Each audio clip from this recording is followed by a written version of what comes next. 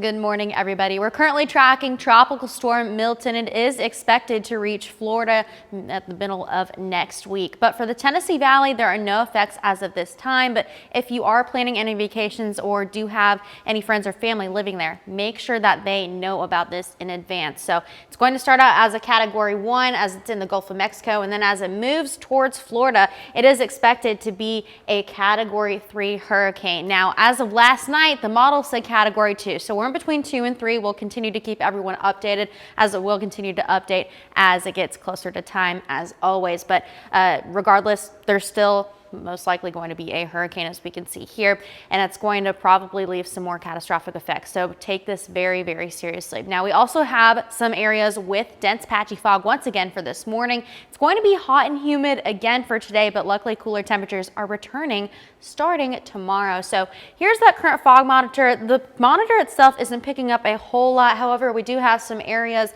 within portions of McMinn County and also within Gordon County too. So just use extra caution, and it is expected to develop within the next hour or so and then decrease by between 9 and 10 a.m. Eastern time. So again, just use extra caution for this morning.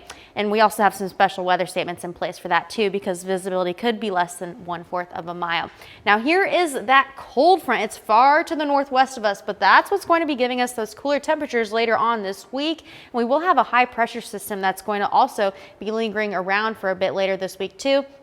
No rain chances in the forecast for this week until next Monday. So we'll be dry until then, and even that humidity is also going to be drier too starting tomorrow. So today humid, tomorrow it's going to be drier, and then cloud coverage is pretty minimal as far as during the day goes, so we'll be seeing more of that sunshine. It's currently 64 degrees in Chattanooga, 59 degrees in Cleveland, 63 in Dalton, 65 in Scottsboro, 62 degrees in Fort Payne, 60 in Altamont. Dew points are in the upper 50s, lower 60s for this morning, and they're going to continue to be that way for today, so it will be humid once again. If you do want to walk your dog, the best time to do so is honestly between now and noon. That way you don't risk hurting your dog's paws, especially because it's another hot day. So 88 degrees for today's high.